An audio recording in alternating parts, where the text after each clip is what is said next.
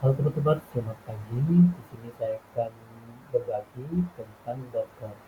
Di sini kita akan belajar Docker ya. Kita lihat pengertiannya. Apa itu Docker? Docker adalah layanan manajemen kontainer.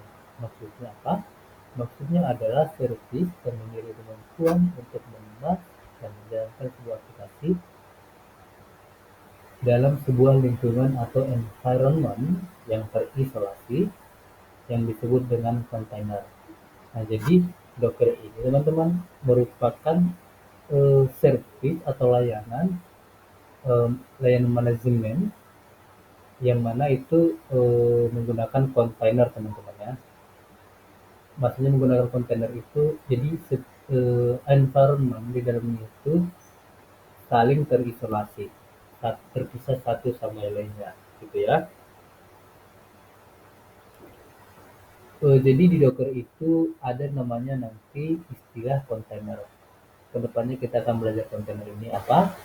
Yang sekarang kita coba lihat arsitekturnya. Nah, arsitektur ini di sini saya akan buat atau jelasin yang pertama itu arsitektur tradisional atau tanpa Docker. Dan nanti akan saya jelasin juga di bawahnya ini arsitektur dengan Docker. Jadi kita bisa lihat perbedaan menggunakan Docker dan tanpa menggunakan Docker. Apa sih kelebihan menggunakan Docker eh, dengan tanpa menggunakan Docker teman-teman. Nah, di sini kita lihat di sebelah kanan. Ini teman-teman kita lihat dari yang paling bawah ya. Ada server, ada host OS dan selanjutnya. Nah, di sebelah kiri ini adalah penjelasannya. Yang pertama adalah server yang paling bawah. Kalau kita lihat pengertiannya adalah server adalah fisik atau hardware yang digunakan untuk menampung beberapa mesin virtual. Oke. Nah, jadi server itu di sini contohnya adalah PC atau laptop kita teman-teman. Jadi teman-teman punya laptop atau punya PC, itulah server. Oke, kemudian ada namanya host OS. Host OS adalah mesin dasar seperti Linux atau Windows. Jadi laptop atau PC kita, kita udah install Linux atau Windows di dalamnya. Jadi itu adalah sistem operasi di server kita ya teman-teman ya. Nah kemudian selanjutnya yang ke atas itu adalah hypervisor. Hypervisor ya. Mungkin saya salah pronunciation-nya, tapi di sini namanya hypervisor. Hypervisor adalah VMware atau Windows Hyper-V yang digunakan untuk menghosting mesin virtual. Nah, jadi ini adalah VMware. Mungkin teman-teman udah sering tahu juga istilah itu. Kalau di sini, kalau saya coba lihat ke yang saya punya VMware itu, saya punya Oracle VM VirtualBox. Nah ini ya teman-teman. Ini jadi saya punya VMware ini. Oke, kita balik lagi ke PowerPoint-nya. Kita kembali tadi ke arsitekturnya di sini. Yang hypervisor ya teman-teman ya. Dia menghosting mesin virtual. Nah, di atasnya ini lagi, inilah mesin virtual yang kita lengketin atau kita install di dalam hypervisor ini teman-teman. Ada Ghost OS ini ada 3. Lebih dari 3 boleh. Ini hanya contoh bahwa menyatakan bahwasanya itu bisa diinstal multi multi Ghost OS atau multi OS ya teman-teman ya. Ghost OS ini kalau kita penjelasnya adalah eh, OS yang kita install di dalam hypervisor tadi teman-teman. Yang mana yang saya punya tadi adalah Oracle VirtualBox. Kalau kita lihat ya teman-teman ya. Saya coba kembali ke ini tadi. Nah ini hypervisor tadi. Nah ini teman-teman. Ini jadi kalau yang Ubuntu 18 yang ini adalah OS yang sudah saya install di dalam VirtualBox saya ini atau VMware saya ini ya. VirtualBox. Oke, kita kembali ke PowerPoint-nya. Nah kemudian jadi GSOS ini bisa kita install Windows, bisa kita install Linux, atau yang lain-lainnya teman-teman ya. Jadi apa sih tujuannya kenapa kita mesti install ini, install lebih dari satu OS? Nah misalnya aplikasi kita teman-teman eh, butuhnya itu adalah Linux, sementara kita hanya punya Windows di laptop kita. Kan nggak mungkin juga kita beli laptop lain untuk mungkin aja kalau banyak duit ya. Maksudnya beli laptop lain untuk menginstal Linux gitu. Atau dari bisa juga sebenarnya kita bisa dual boot di PC kita, tapi itu kan lebih merepotkan teman-teman ya. Jadi bagusnya kita punya hypervisor ini atau VMware ini supaya kita bisa menginstal lebih dari satu OS, misalnya Linux atau Windows, Linux ataupun Windows gitu ya teman-teman. Oke, kemudian ada yang paling atas adalah aplikasi. Nah, itu adalah aplikasi yang kita punya teman-teman yang mau kita deploy di server mana gitu atau di OS mana kalau di sini.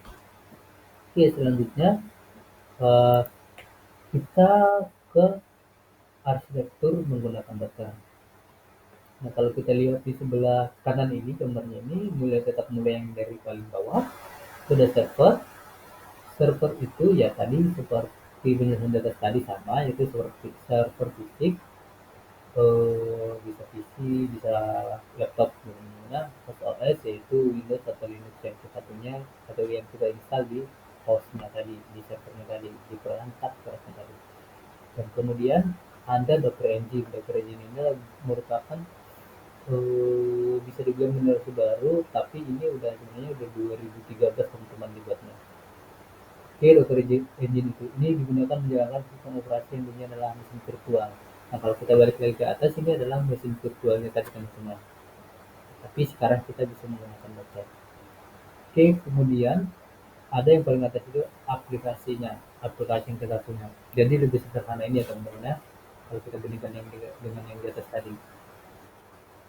Oke, di sini kan eh, nggak perlu hypervisornya, kita sudah bisa langsung menggunakan Docker dan nggak perlu GUS-nya teman-teman, kita langsung bisa aplikasinya bisa langsung diletakin di dalam Docker Engine-nya. Oke, jadi lebih simple dan eh, lebih mudah sih harusnya teman-teman. Kita lihat selanjutnya kelebihannya Docker itu apa sih gitu ya. Nah di sini kita lihat kelebihannya itu membuat proses deploy aplikasi lebih mudah walaupun di server yang berbeda.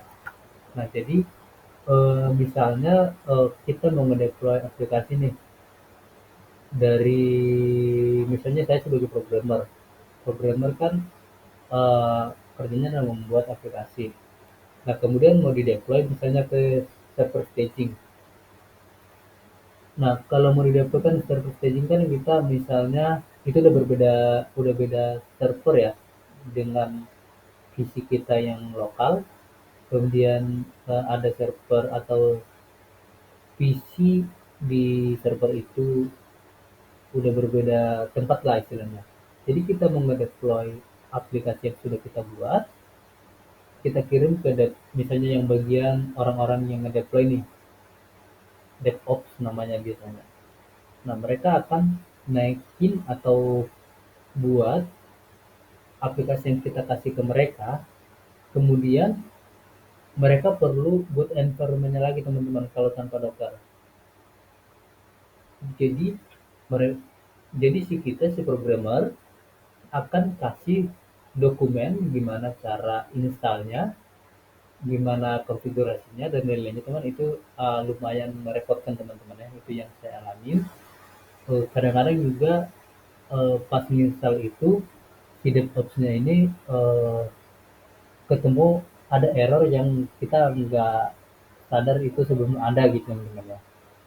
Nah kalau menggunakan Docker kita bisa sediain dari lokal kita image-nya, nanti kita kasih ke bagian DevOps, orang-orang DevOps, mereka tinggal letakin image yang kita buat tadi di server staging ini teman-teman. Jadi nggak repot, kita udah konfigurasi di awal, kita bungkus kemudian dalam bentuk image, kita kasih ke orang DevOps, terus mereka tinggal letakin image kita itu jadi teman-teman ya. Tapi pastinya mereka juga punya Docker di server staging-nya gitu ya. Itu akan sangat memudahkan. Mungkin teman-teman udah pernah alamin atau gimana gitu, yang penting itu kegampangannya. Kalau teman-teman udah pernah alamin lebih gampang atau lebih bisa merasakan gimana kelebihannya Docker ini. Kemudian konfigurasinya juga sederhana teman-teman ya. Nanti di video selanjutnya mungkin ini kita akan masuk ke masuk ke coding implementasinya gimana, sesederhana apa sih gitu ya. Oke, dapat dijalankan beberapa platform cloud. Nah, di kalau yang saya cek mana nih, bisa di Google Cloud, di AWS dan lain-lain. Jadi itu sangat eh, sangat menguntungkan lah. Dapat dijalankan ini bukan dapat dijalankan di beberapa platform. Ini saya salah, ini harusnya di sistem operasi yang berbeda-beda teman-teman. Oke, kemudian bisa juga kita debug di aplikasi kita di Docker teman-teman ya. Jadi untuk belajar Docker kali ini mungkin untuk penjelasannya dulu, nanti di video selanjutnya mudah-mudahan kita akan masuk ke implementasinya teman-teman, gimana cara install Docker, apa istilah-istilah di Docker itu, dan gimana cara mendeploy aplikasi kita di dalam Docker teman-teman ya. Oke, mungkin itu aja dulu. Selamat pagi, terima kasih sudah menonton.